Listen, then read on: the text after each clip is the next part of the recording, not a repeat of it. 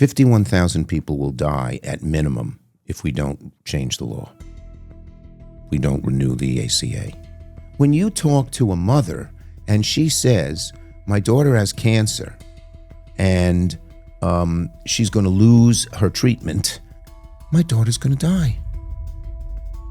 That's a moral imperative, not a political imperative, a moral imperative to do something about it. I think the reason why our channel is successful is because we try and see people who disagree with us, their side of things. Yes, good idea. So what's your understanding as to why the Republican leadership is okay with making these cuts? What is their plan? In the past, I've said that my content is clinical, not political. And I realized that's inaccurate. In order to advocate for my patients, in order to advocate for good quality public health, we need to be political. The key is to not be partisan. Currently, the United States is in the midst of a historic government shutdown, all centered around healthcare spending. So I invited Senator Chuck Schumer to a conversation where I challenge him on the truth about why the government is shut down, what impact it has on your life, and how your health premiums may skyrocket in the near future. Please welcome Senator Chuck Schumer to the Checkup podcast. Senator, thank you so much for joining me at a time where it seems the entire world wants to hear from you. Thanks for coming on the Checkup podcast. Mike, I couldn't think of a better place to be. And I know, you know, how strongly you have fought for healthcare things. We've had some successful battles together. Yeah. There are EpiPens on airplanes, every airplane because of us. We have more doctor slots because we're so short of doctors, especially primary care. And we did those fights together. Yeah. And now, you know, now I'm involved in another healthcare battle, a very important one. Yeah, so for viewers that might be confused why we're having this conversation on the Checkup podcast, it is because healthcare has become the main reason for why the stalemate exists, why the government shutdown exists. Right. And I want for us to have a conversation today that is not MSNBC, CNN, just transparent, honest about what's happening, because people are frustrated, Senator. They're confused. They don't know what a government shutdown is, why it's happening. So hopefully we can tackle some of it today. Terrific. Love to. Well, let's kick it off. The government is currently shut down, going into week 3. What does a government shutdown even mean? Because when I ask my patients, my friends, my loved ones, they say it. They say, oh, some essential things are happening, but some are not. Some are not getting paid. So what's happening? So like a company, a government has a budget. Mm-hmm. Our budget expires September 30th, okay? And what has always happened in the past is that the Democrats and Republicans, because you need both in the Senate unless one side has enough 60 votes, which no side really gets, supermajority, we sit down and negotiate. This time they didn't do that. The Republicans said, take it or leave it. And the Democrats, we felt that what's happening in healthcare, that the healthcare crisis is upon us, and Americans are going to, so many tens of millions of Americans and families are going to feel such pain, that we said we want to negotiate to address the healthcare crisis. So they said no. What's the consequence? I'll get into all of the details as to why they said no, what we were, and most important, what we're fighting for. Sure. But what it means is that the government doesn't have money to spend. Essential services continue and the people work. They don't get paid, but they get paid. Everyone who is furloughed, whether you're working or not, gets back pay at the end. So no one loses any money, but it's hard. Of course, yeah. We hate the shutdown. That's why we want the Republicans to simply sit down and meet with us. So essential services, the military, law enforcement, air traffic control, they continue to work without pay. Some other people are furloughed, and they come back when the shutdown is over. And then they all, what the Trump administration, they've done something no president has tried during the shutdowns, to fire people. But that's illegal. And they've been doing that all along. Shutdown or not, they take agencies and they illegally fire them. In most instances, those who are fired in their groups, unions or whatever, go to court and win, but they are using the shutdown as a pretext in that regard as well. And when these specific essential workers that are not getting paid, that get back pay, how has President Trump funded some of their pay? Because he wanted to make sure some groups continue to get paid. So he funded the military with $8 billion. He took research dollars out of the Defense Department and put it into pay. Now, that's probably not legal because Congress allocated the money in one place, and the Constitution says the president can't just unilaterally move it without Congress's okay. But he's been doing a lot of illegal acts to enforce what he wants. Everyone wants the military to get paid, of course. We need them. They risk their lives for us. They're just great. But the way to do that, the real answer, is for the Republicans to end the shutdown by sitting down and talking to us. This is unprecedented. So are they not talking to you? Not at all. Listen to this. So when we saw how they decimated health care in June in their so-called Big Beautiful Bill, which is we call the Big Ugly Bill, and by the way, Donald Trump said, we better change the name because it's not very popular. They thought it would be more popular than it was, but the way they slashed lots of things, not just health care, but energy costs, your electricity bills are going to go up dramatically because of what they did, because they eliminated some of the best forms of producing energy, clean energy, wind, solar, but health care in particular. We said to the Republicans, way in advance, let's sit down and negotiate. And we started in July, and Thune and Johnson, these are the two Republican leaders of the Senate and the House, said no.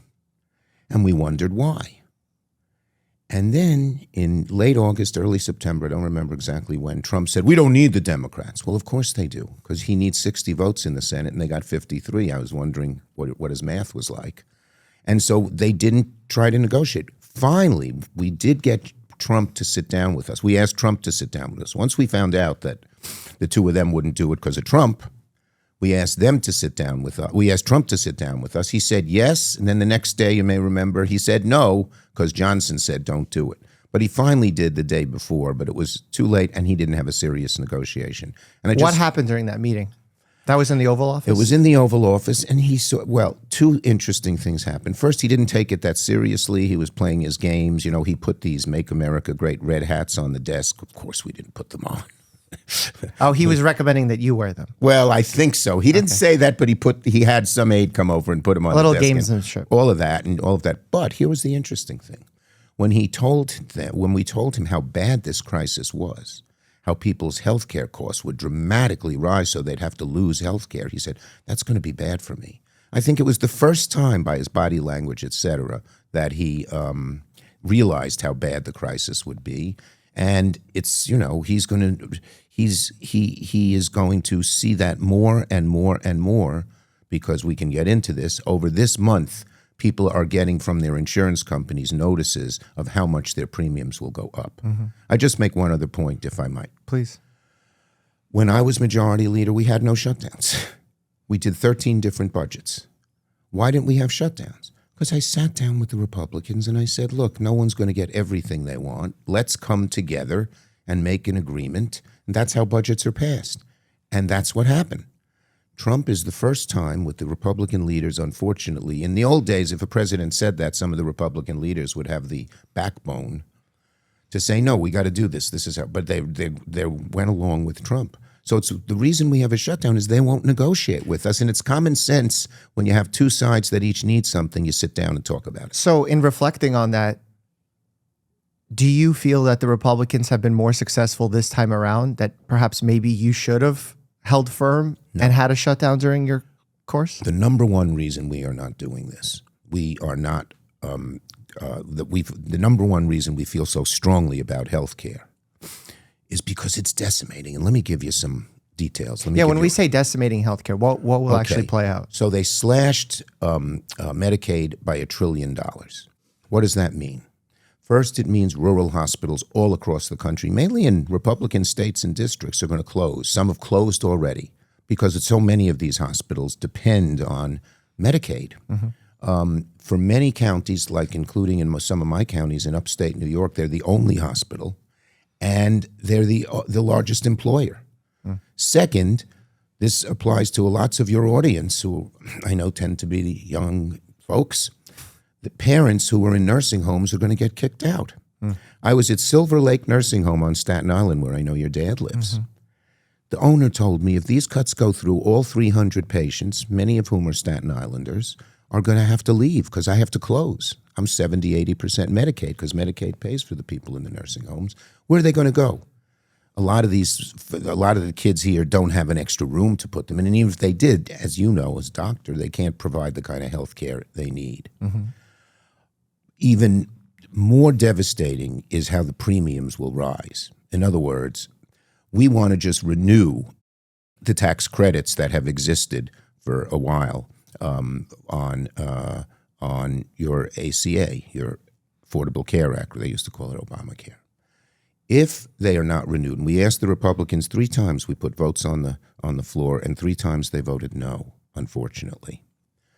Here's what will happen. The average American who's on ACA will pay $500 to $1,000 more a month. Not a year, a month. That's, $6,000, $10,000 a year. That's budget breaking for most families. Exactly. That's the problem. They're going to sit at the table Friday night and get their insurance company's new proposals. They get them this month. By October 31st, every state requires the insurance companies to send it out, I believe, just about every state. And you'll see it'll be devastating. For older people, it's even worse. A couple that's 55 years old, 2 people 55, who makes like $85,000 a year, which is not that much, particularly with 2 people working, making 40 or 45 each, $25,000 increase. So these people, and they're starting to get the notices. You see, the people didn't start getting notices till October 1st. And about 12 states have gotten the notices so far, but it's going to be every state by October 31st. What are they going to do? It's like an economic punch in the stomach. I have 2 kids. I can't afford $15,000 more a year. I only make $60,000, $70,000. Am I going to have no health insurance? What am I going to do if my kid gets sick? What am I going to do in these situations? So this is one of the most severe and devastating cuts in health care that we have ever had. And we feel an obligation to represent the American people in this trauma. And even if you don't have, your Medicare will go up because of deficits. If you have Medicaid, you're in real trouble, of course. And it's not just poor people, and I believe in helping the poor people, of course, but it's middle-class people too, because of nursing homes and stuff. But even if you have neither Medicare nor Medicaid nor ACA, your premium's going to go up a lot because the insurance companies have to make up the money they're losing somewhere else. So this is going to be certainly the worst crisis in healthcare for as long as I can remember. I think the reason why our channel is successful is because we try and see people who disagree with us, their side of things. Yes, good idea. So when I sat surrounded by those who were anti-vaccine, I had a debate against 20 individuals. I wanted to hear them out. I wanted to understand where they were coming from. Yeah. What's your understanding as to why the Republican leadership is okay with making these cuts? What is their plan? They say we'll have a plan, but they don't say what it is. But for so many of them, they've hated this from the beginning. Many of them opposed Medicare and Medicaid when they started in the 60s. Before the 1960s, we didn't have much health care in America. You were on your own. Every Western country had it. And there was an outcry, and under Lyndon Johnson, we've had Medicare and Medicaid, and we've advanced it and made it better and better and better, making it easier for people to afford their health care. But a large group of Republicans have never wanted to do it, and it's these MAGA right-wingers. And they just hate having the government involved in helping people. But the average person without health insurance, without Medicare, without Medicaid, can't afford it, period. It's gotten, as you know, more expensive now because, and look, it's not a perfect system at all. I mean, it's far from a perfect system. It's far from a perfect, but people are living longer and healthier because they have the resources to get the kind of medical care that you and millions of other doctors and healthcare professionals give them. So here's the horrible thing. They would rather not negotiate with us and shut down the government than provide this health care. It's almost a religion to some of them. And it's horrible. But they're against the American people. Here's an interesting little poll statistic. I don't usually like to cite these polls. Extending these ACA premiums, which will dramatically cause the rates to rise for everyone that they can't afford it, or they have to sit down and say, oh, God, I'll have to really cut back. I can't go to the doctor or hospital I want to go to. I have to pay much more in copays and in deductibles. Which is devastating because then the emergency room becomes primary care. Emergency rooms lose money. They close. People can't get care. It's bad for everyone. It's happening already. Emergency rooms are closing. Community health centers, which, as you know, are the cheaper way because it's not a big hospital. It's like a drop-in clinic. They're closing left and right. It's terrible. And so this is just something we feel we are doing our job and representing the American people. And what I was telling you was, so extending the ACA credits, over 90% of Americans want it. But here's sort of the interesting thing. 55% of the people who voted for Trump, so they're hardly bleeding heart liberals, want it extended.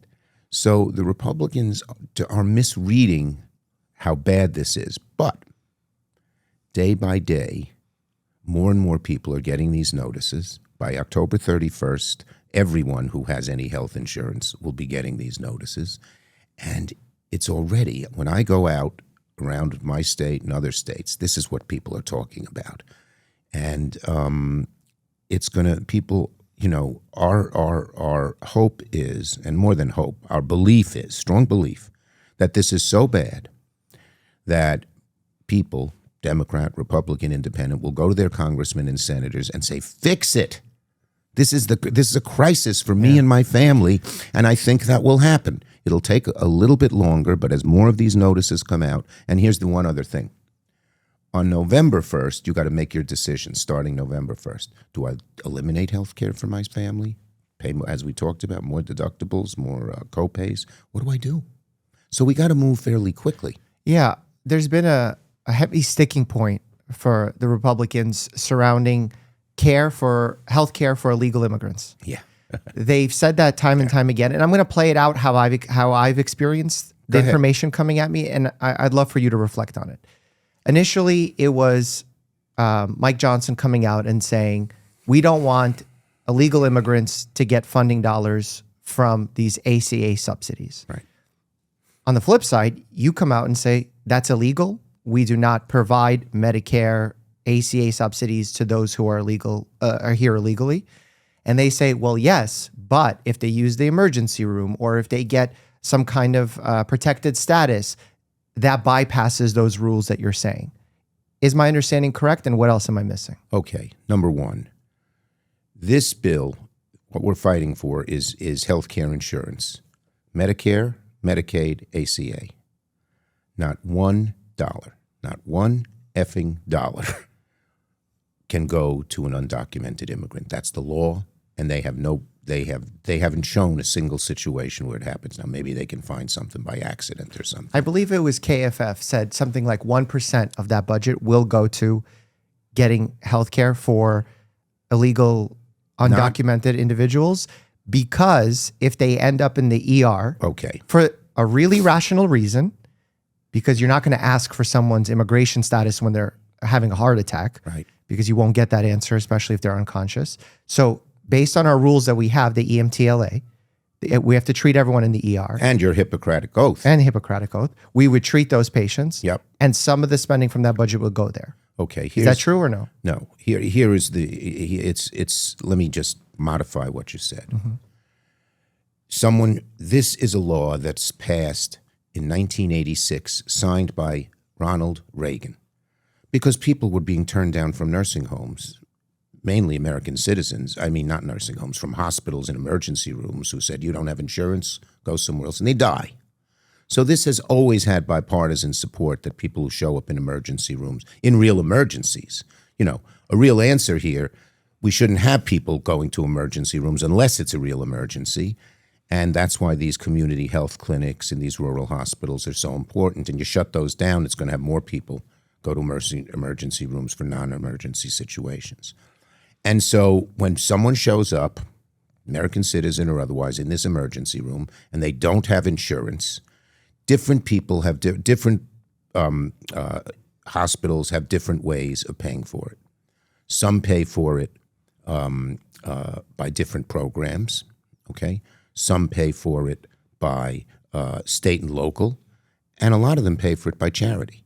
Yeah, so, we have a charity care system where I work. Exactly. Yeah. So that's what happens here. And this idea that illegal immigrants are getting this money is crazy.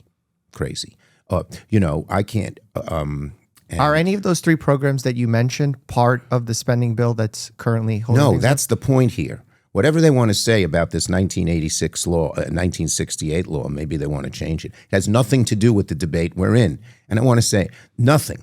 Again, no Medicare, no insurance, no Medicare, no Medicaid, no ACA goes to illegal immigrants, period. Why are they doing this?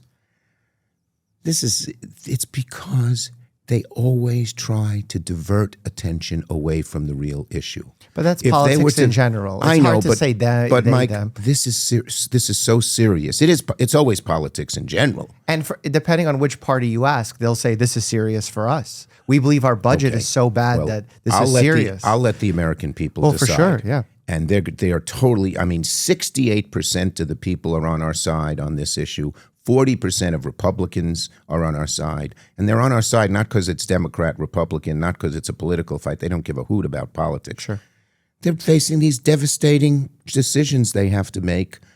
Ahead of a rural hospital, should I close my rural hospital? The head of Silver Lake Nursing Home on Staten Island and many others. Should I close my nursing home? And then, of course, the tens of millions of Americans who are going to have to make the decision as to whether they pay more.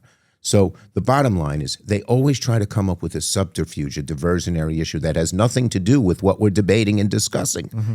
And here's just this is a little political insider-ish, so shut me off.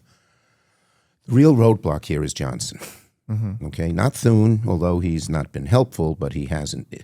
Johnson is in a true pickle for two reasons. Number one, about half his caucus doesn't want any ACA extension. Scalise just got up and said that. Mm-hmm. That's his number two guy from Louisiana also. So they don't want it. But he's got 50 people in his caucus who very much want it, and they're the ones who are most vulnerable in the re-election. Everyone, they want to keep the House Republican. We want to see the House go Democratic under Hakeem Jeffries. And so he's stuck. So his decision, what he thought, he would pass a bill without talking to us that didn't address this issue at all and jam us. And in the House, he can do it because he doesn't need Democratic votes. But in the Senate, he does. And they thought they could barrel us into just saying yes.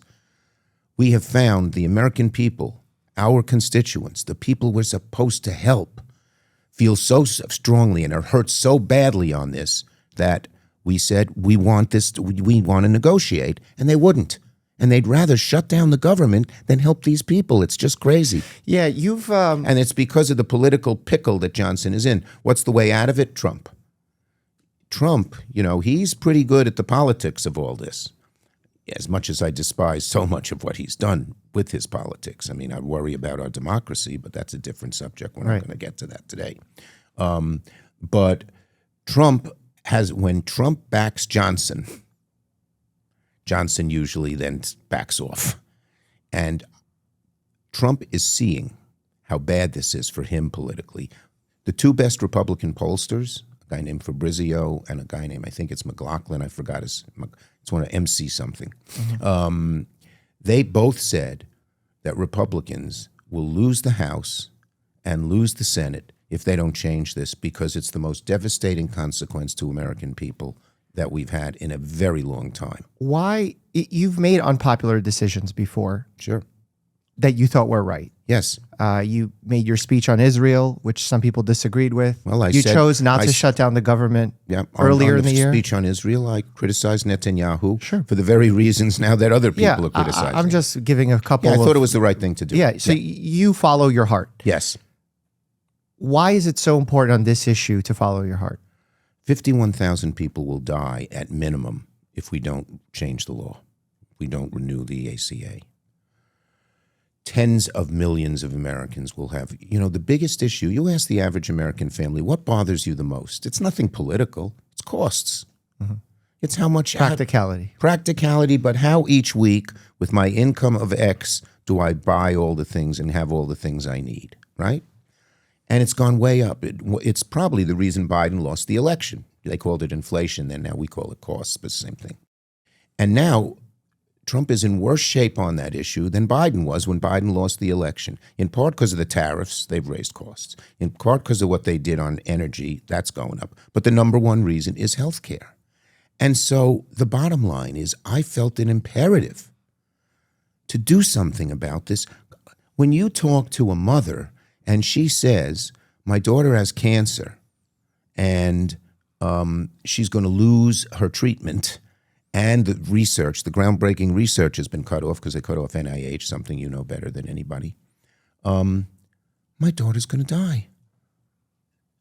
That's a moral imperative, not a political imperative, a moral imperative to do something about it.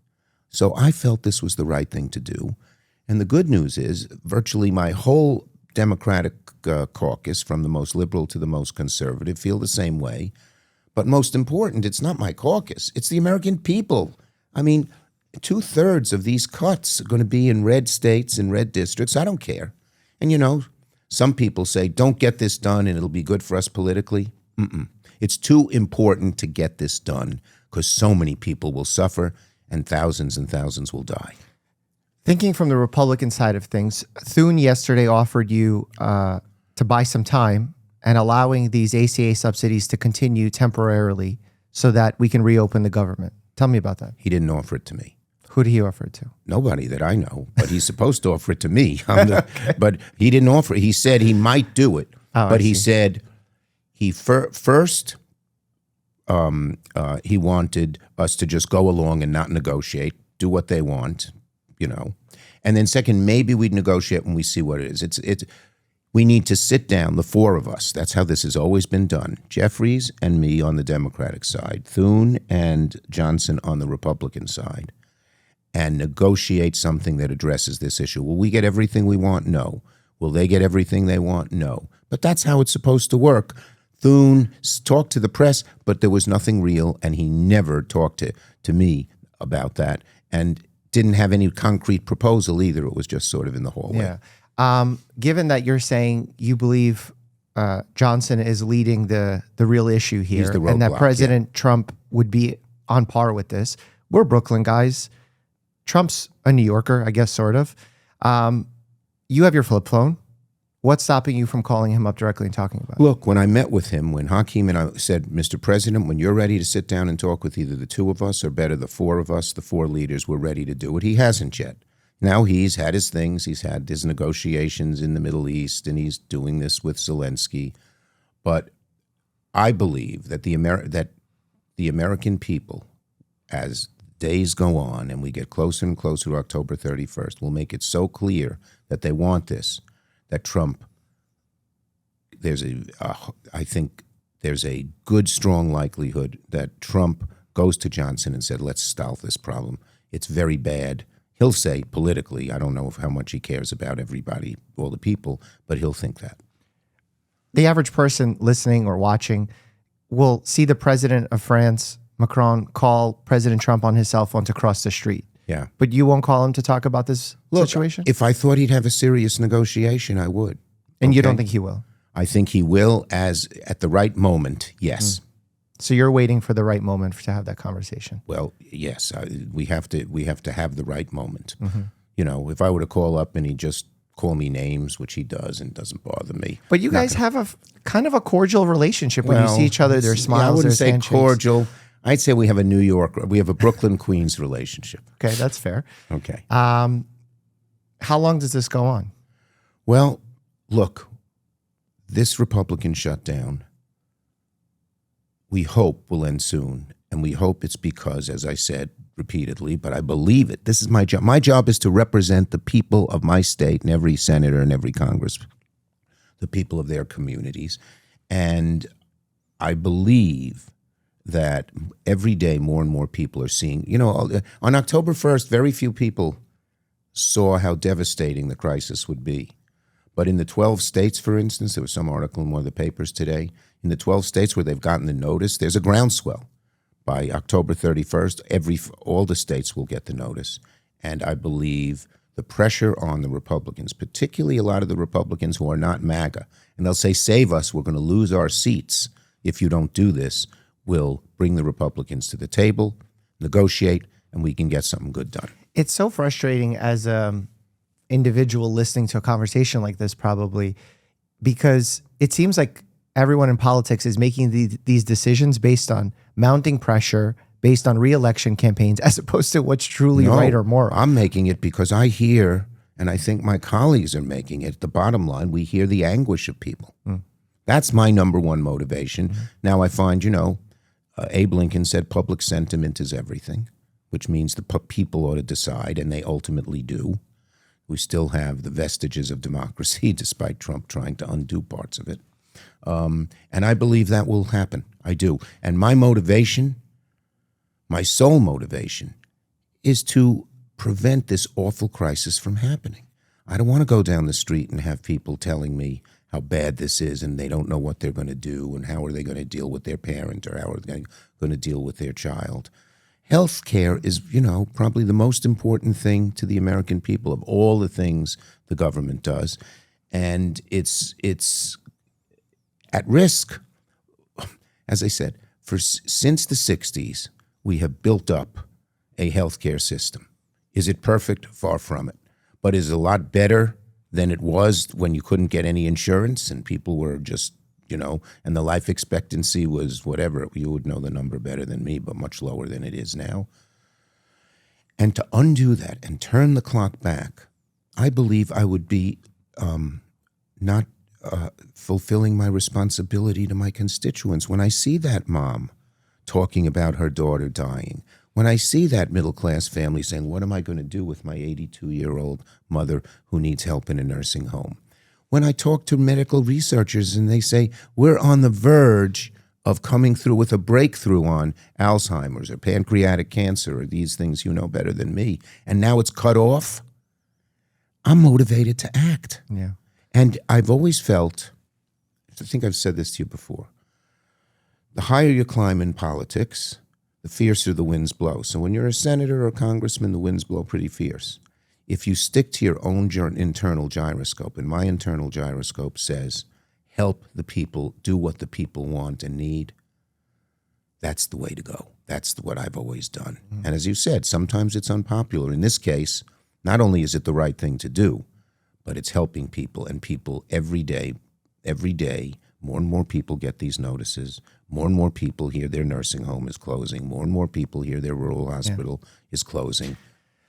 1 to 10, if you can give me the number first before you answer, how worried are you that the Republicans will use the nuclear option to remove the supermajority on this? Well, number first. Low. Okay.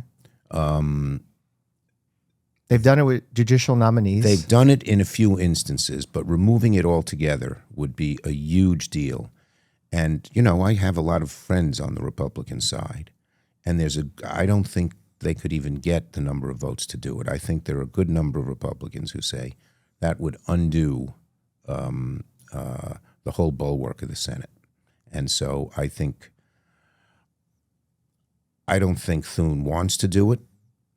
Now, sometimes he's pushed to do things, and he too often goes along with what he's pushed to do, even if he knows it's wrong. But in this case, I think there's a pretty deep feeling among the Republican senators not to do it. Mm-hmm.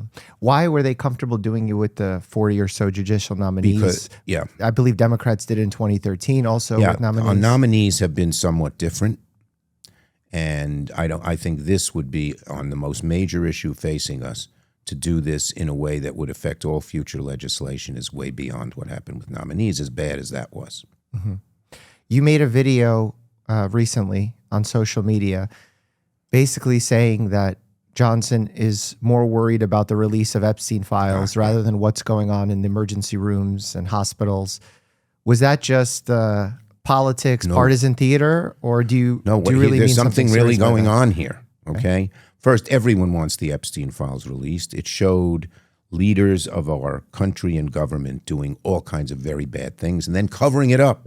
So even the MAGA people, you have so many of these MAGA people getting out and saying they should be released, okay?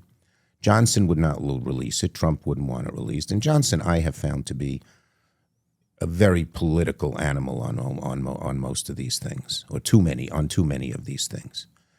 And he's from a very conservative district. By the way, his district, this is another thing, his is one of the highest districts in losing health care dollars in the country, because Louisiana doesn't do that much for health care.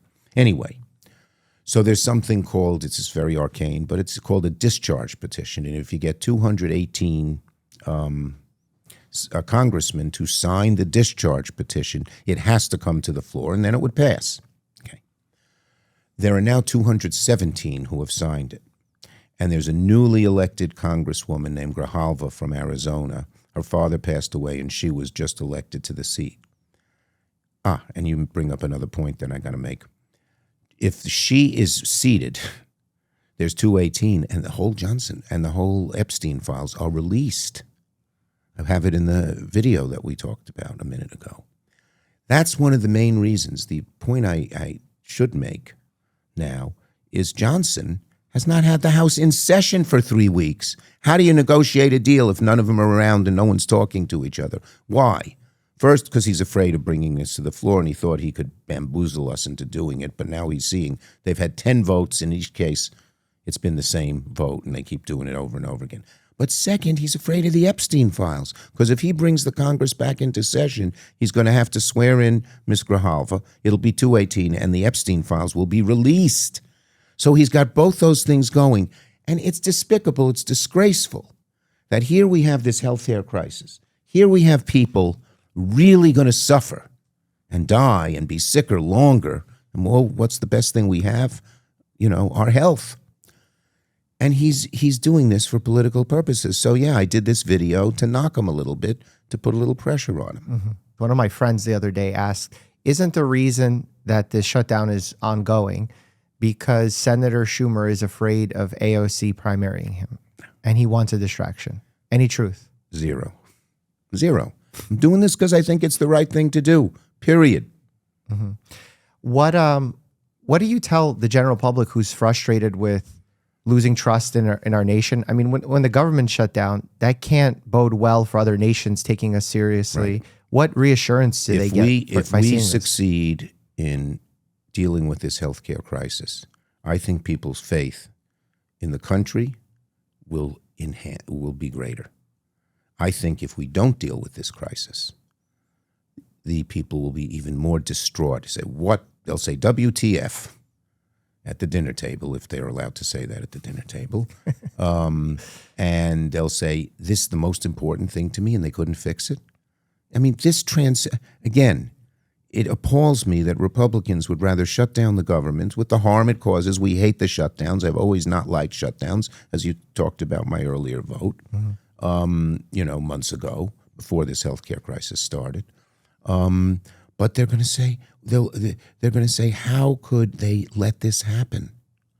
Especially, it's not doing something new. The difference here, we're not trying to take something away.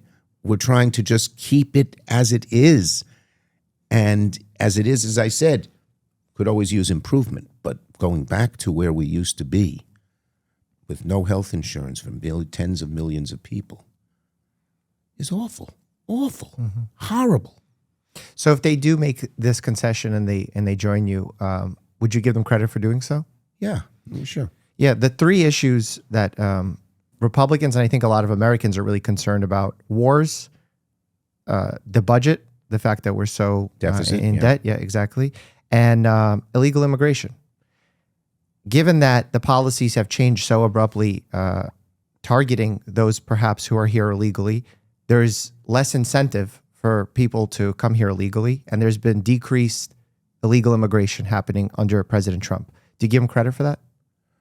No, what he's done on immigration, I think, is wrong, and he's done it in a vicious way and also a haphazard way, arresting people and sending them without due process. We have due process and process of law, so I do not. We should have a good, strong immigration bill, and actually we came up with one last year where there was a bipartisan bill. It would have stopped illegal crossings of the border, it would allow more legal immigrants to come into the country. And it had the support of a lot of Republicans, even Thune. And Trump said, he wasn't president yet, don't do it because I want to do it. Mm-hmm. He has not fixed this system at all, okay?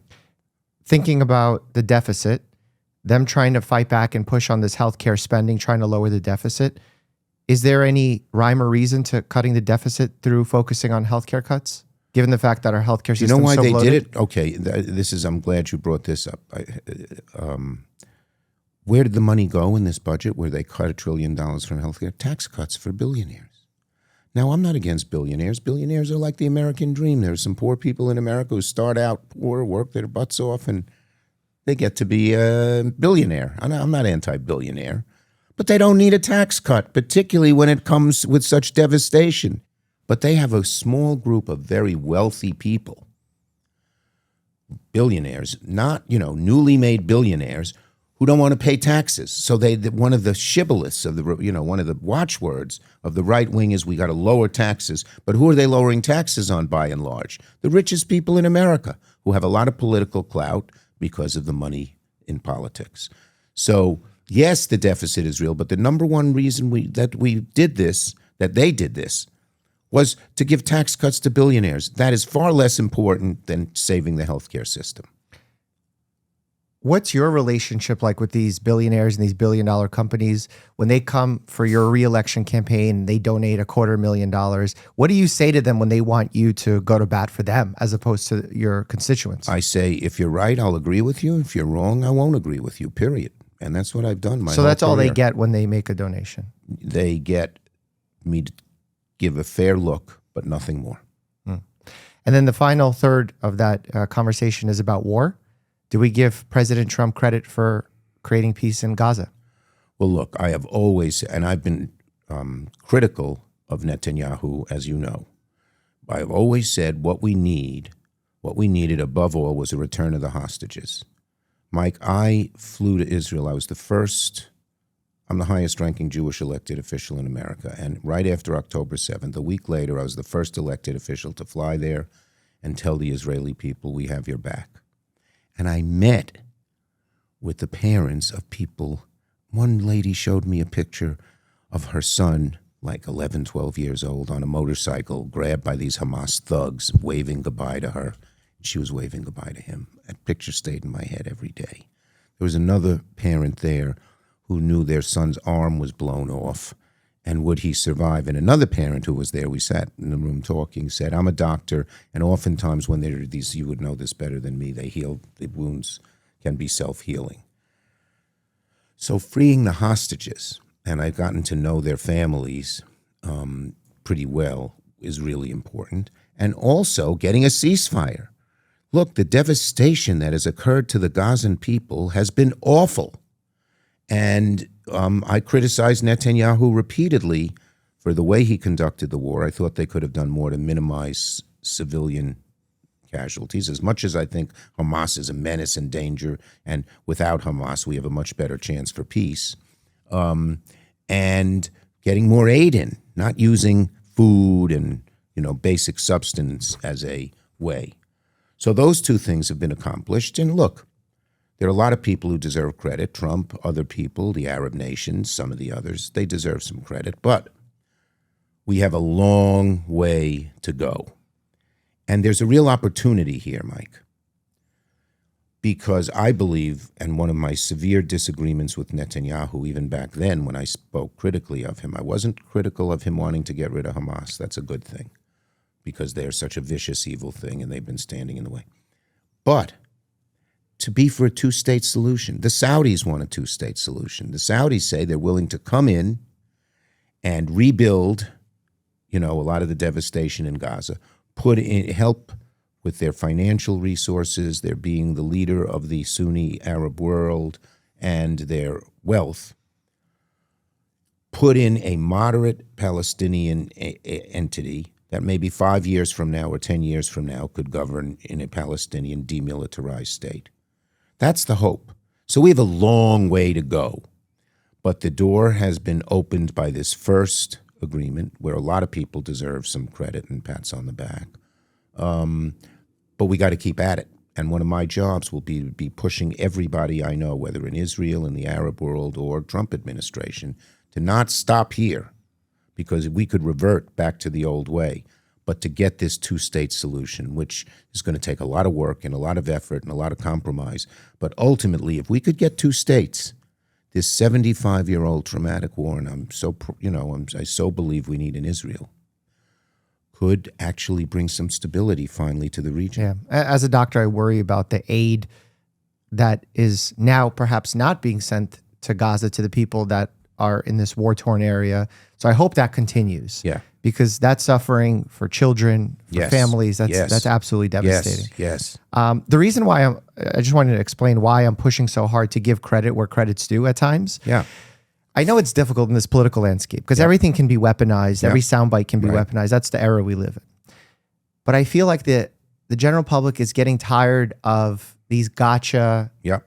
taken out of context, AI, deep fakes. Yep. They did one on me. Trump just did one on me. I saw the yesterday. Republicans yesterday put out a But video. they always want to come up with some diversion as opposed to anyway. Go back.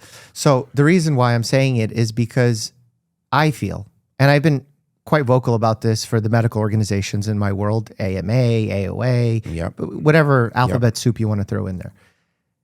The more we can be honest, transparent, even if it looks like it's weakening our position, long term, I feel like it fortifies trust. Yep. So that's why when I'm giving you these three scenarios, perhaps that we could say President Trump is doing some things well, so that we can come together a bit more. In my statement, I gave credit to a lot of people, but I included Trump. Yeah. Which some people refuse to do. And I got some criticism for it, but so be it. How much are you in agreement with your party on the current state of the shutdown? Bernie Sanders? Everybody's on board on this from one end to the other.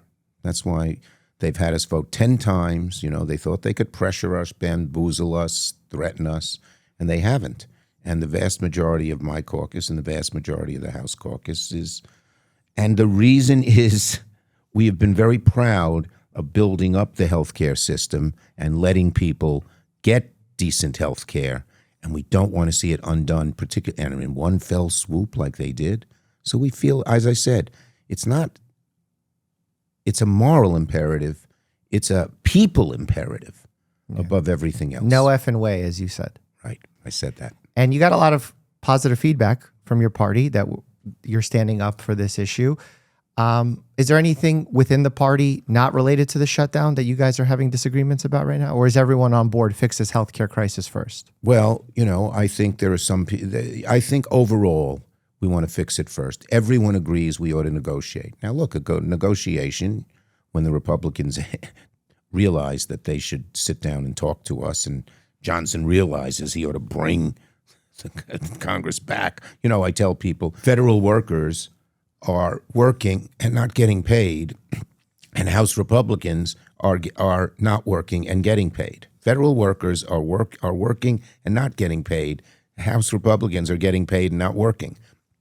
So I think we all agree that we should have a negotiation.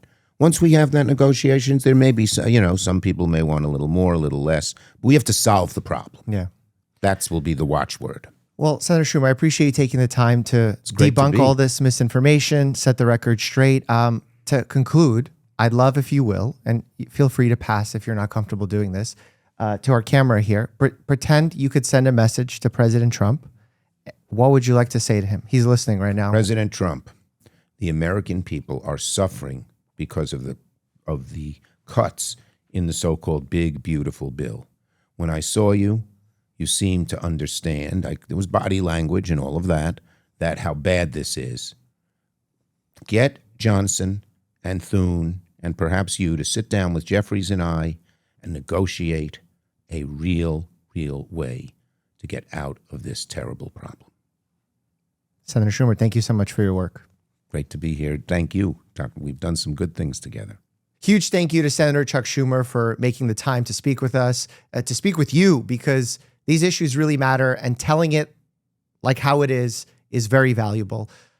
But you know who doesn't tell it like how it is, scientifically accurately or otherwise, is Secretary Kennedy, RFK Jr. Check out this video where I talk about all the dubious medical claims that he frequently touts, and as always, stay happy and healthy.